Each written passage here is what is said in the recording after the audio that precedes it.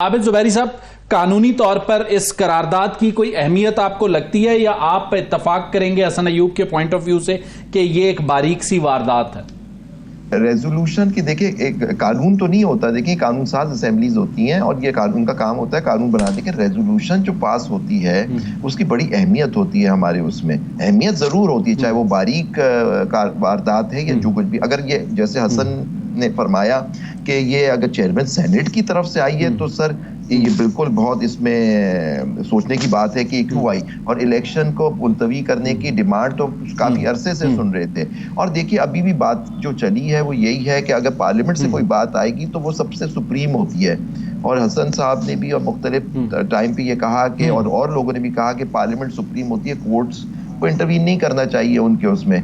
तो ठीक है, अब देखिए, जो 8 की तारीख थी हमारे केस में दी गई थी, सुप्रीम कोर्ट बार की पटिशन थी और पटिशंस थी, लेकिन वो भी तो तारीख प्रेसिडेंट ऑफ पाकिस्तान ने दी थी और इलेक्शन कमीशन ने मिलके वो सुप्रीम कोर्ट के ऑर्डर पे वो मिले जाके।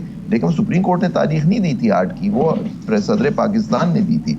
तो अब मुझे नहीं पता इस रेजोल्यूशन के क्या होगी, लेकिन आप देखिए अगर 14 थे या कम थे, हाउस के लीडर नहीं थे, तो हमने पिछले दिनों में देखा जब वो पीडीएम की हुकूमत थी और पार्लियामेंट एक ट्रंकेटेड पार्लियामेंट थी, 200 या 100 के कवानीन पास हो गए। वहां कोरम का भी इशू आया कि जी वहां सिर्फ 10 practice and procedure bill, practice and procedure bill भी मंजूर हुआ। देखिए उस वक्त एक ट्रंकेटेड पार्लियामेंट थी, एक बहुत बड़ा हिस्सा पार्लियामेंट का नहीं था, लेकिन उसने मुल्क को चलाया, कानून बनाए, उस कानून के साथ जितने कानून बने उस जमाने में बने। और बाज जगह ये भी इशू उठा, हसन बैठे हुए पार्लियामेंट को कवर करते हैं, ये बेहतर ज्यादा आपको बता सकेंगे कि जी कि उस वक्त पांच दफा 5 या 7 एमएनएस बैठे होते थे और वो कानून पास हो जाता था। तो वहां भी हुआ और उस कानून को कोर्ट ने अपहोल्ड किया। बिल्कुल ऐसा ही है, बिल्कुल ऐसा ही। तो फिर अगर ये रेजोल्यूशन है तो और बात कल भी हुई थी कोर्ट में कि जी उनकी जो विजडम होती है पार्लियामेंट की, वो क्या वो एहतराम उसका नहीं करना चाहिए, उनका इख्तियार है इन चीजों का, और उससे 5 और 10 लोग बैठ के उसको ओवर रूल नहीं करना चाहिए। तो मैं समझता हूँ कि इस रेजोल्यूशन की, अगर ये जो हसन फरमा रहे हैं कि बहुत कोई बारीक बात है, तो ये सिर्फ चेयरमैन सेनेट खुद तो नहीं कर रहे सर। ये फिर स्टेबिलिटी आ जाएगी इलेक्शन के बाद। आपको एज अ, जैसे कहते हैं, स्टूडेंट ऑफ लॉ और स्टूडेंट ऑफ पॉलिटिक्स भी, चूंकि आप हैं, लॉ की पॉलिटिक्स का हिस्सा हैं, बाकायदा अगर सियासत का आप हिस्सा नहीं है, तो आपको नजर आता है कि पॉलिटिकल स्टेबिलिटी और इकोनॉमिक स्टेबिलिटी 8 फरवरी के इंतखाबात के नतीजे में आ जाएगी? मुझे विद मोस्ट रिस्पेक्ट और हसन की मैं बड़ी इज्जत करता हूँ, समझता कि स्टेबिलिटी आएगी अगर आपके इलेक्शन फ्री, फेयर और ट्रांसपेरेंट नहीं होंगे। अगर जब तक अवाम को अपने नुमाइंदों को चुनने का हक नहीं मिलेगा सही से, और जितने लोग हैं जो हिस्सा लेना चाहते हैं उनको मिले कानून के हिसाब से, तो उस वक्त तक स्टेबिलिटी नहीं आएगी। अगर कोई ऊपर से सिस्टम आप पे लागू किया गया या कोई इस तरह की चीज़ें होंगी जिसमें आप लोगों को इलेक्शन रखने से रोकेंगे, तो मैं नहीं समझता कि स्टेबिलिटी आएगी इस मुल्क में। हाँ, आप जबरन ज़बरदस्ती तो आप हुकूमत चला सकते हैं, उसमें तो कोई शक नहीं है, लेकिन आप स्टेबिलिटी जो आती है वो जबर से नहीं आती, वो लोगों की इकोनॉमिक लाइफ में, इकोनॉमिक्स में और पॉलिटिकल पार्टिसिपेशन से स्टेबिलिटी आएगी कि लोग कबूल करें कि जो इलेक्शन हुआ वो सही हुआ, साफ और शफाफ हुआ, और उस इलेक्शन के लिए, और जो हारे वो भी कबूल करें कि जी हमने इलेक्शन लड़ा, अवाम ने किसी एक जमात को पसंद किया, हम अब नेक्स्ट टाइम लड़ेंगे इलेक्शन जब तय हुआ। जब तक सब लोग एक्सेप्ट नहीं करेंगे इलेक्शन के रिजल्ट, स्टेबिलिटी नहीं आएगी मेरे हिसाब से सर। तो जो बात देखिए, मैं समझता हूँ कि बल्ले का निशान, अगर आपको इलेक्शन फेयर और फ्री चाहिए तो आपको बल्ले का निशान उस पार्टी को देना चाहिए। और आप देखिए उसमें 2-3 चीजें जो मैं आपसे अर्ज करूँ। पहली बात यह है कि अब उनका इंतजाम यह है कि उन्होंने जी अपना इलेक्शन अपने आइन के मुताबिक इलेक्शन नहीं कराया। ये क्या सबूत मौजूद था? चले वो कंप्लेंट आई, पहले ये देखना तो मेंबर ने दी नहीं दी, अभी मैटर सब से पेशावर में भी और सुप्रीम कोर्ट में भी वो चले गए हैं। दूसरी बात जो इम्पोर्टेंट थी कि लॉ कहता है कि वो सर्टिफिकेट उन्होंने देना, उन्होंने सर्टिफिकेट दे दिया कि हमारे इलेक्शन हो गए। इलेक्शन कमीशन के पास ये इख्तियार, अब ये कोर्ट तय करेगी कि इख्तियार है कि क्या उनके इलेक्शंस के वो पीछे चले जाएं। जब एक दफा सर्टिफिकेट आ गया, क्या वो उसके पाबंद होंगे कि सर्टिफिकेट आ गया पार्टी से जो हमने इलेक्शन अपने आइन के बराबर कर दिए? तो ये एक बात यहाँ हो गई।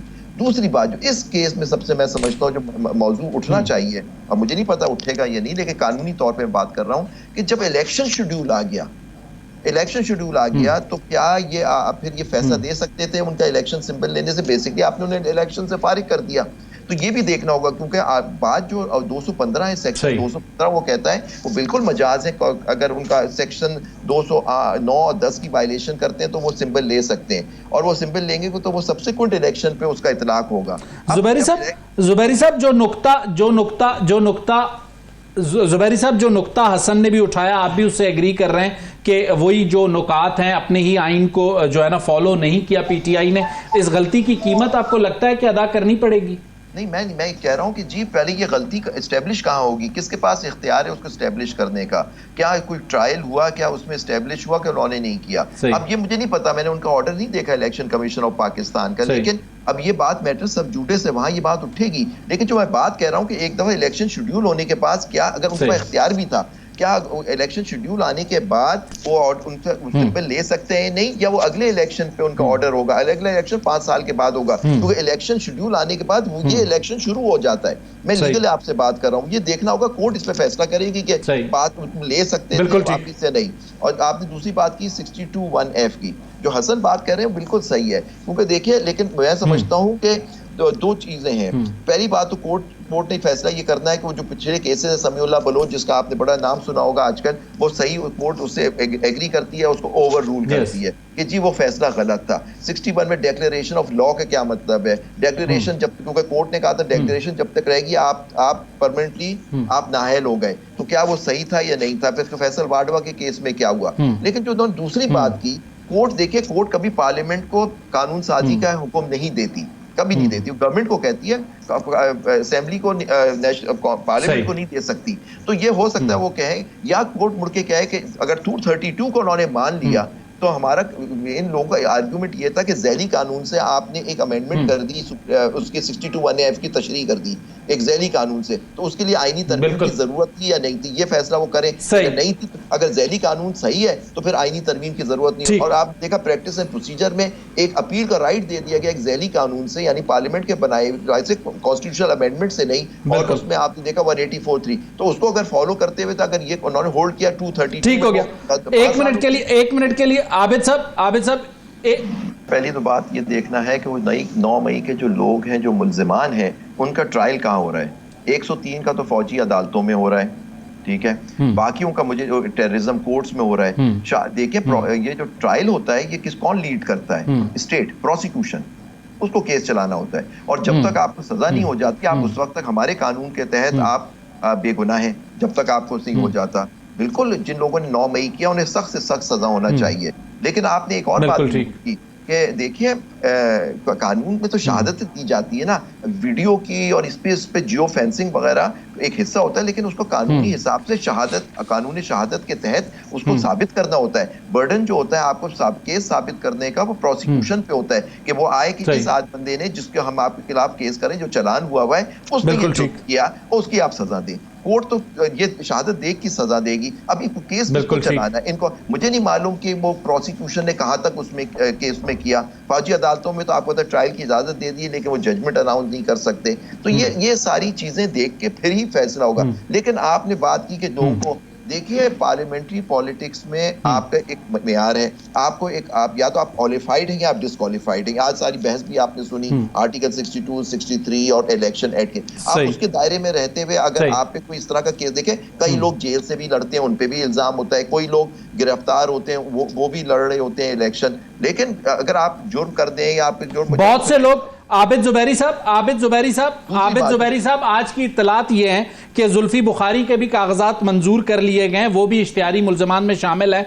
तो फिर इस तरह के लोगों को भी जब रिलीफ मिलेगा तो फिर प्रॉब्लम्स नहीं होंगी आपके ख्याल में? मैं नहीं समझता। देखिए, उनके वो इश्तिहारी है, लेकिन इश्तिहारी होने का भी एब्सकॉन्डर का देखिए एक डेफिनेशन है कोर्ट के अंदर। क्या उनकी इश्तिहारी की, अगर उनकी वो जो क्रिमिनल प्रोसीजर कोड के तहत वो कार्रवाई हो गई, वो इश्तिहारी, देखें, भाग जाना इससे वो नहीं होता। लेकिन होता है कि कोर्ट अपनी रीजन देगा कि क्यों होगा। आप देखें, हमें और आप अभी बैठ के फौरन अटैक कर दें कि जी कोर्ट ने ये कैसे रिलीफ दे दी, ट्राइब्यूनल हाई कोर्ट के जजों पे मुश्तमिल है। आप सही। देखिए कि फैसला देख लीजिए, आप समझते हैं कि वो गलत बिल्कुल फैसला ठीक। दिया उन्होंने, जो उनके मुखालफिन है वो सुप्रीम कोर्ट चले जाएं, वहां से उसको रिजेक्ट करवा दें। ये हमारा दूसरा बिल्कुल निज़ाम। ठीक। फिर एक बात मैं और कहूँ, बिल्कुल आपने ठीक। बलूचिस्तान में रिसेंटली देखा कि बिल्कुल कुछ ठीक। लोग पाकिस्तान की जी। रियासत के खिलाफ हमले करते हैं, उनको हमारे फौजियों को शहीद किया, हमारे पुलिस वालों को शहीद किया बलूचिस्तान में। फिर भी आप टीवी पर भी कुछ दिन पहले मैं देख रहा था, वो आ गए, उन लोगों की सब उनके गुनाह माफ हो गए कि जी वो कौमी बिल्कुल धारे में ठीक। शामिल हो गए।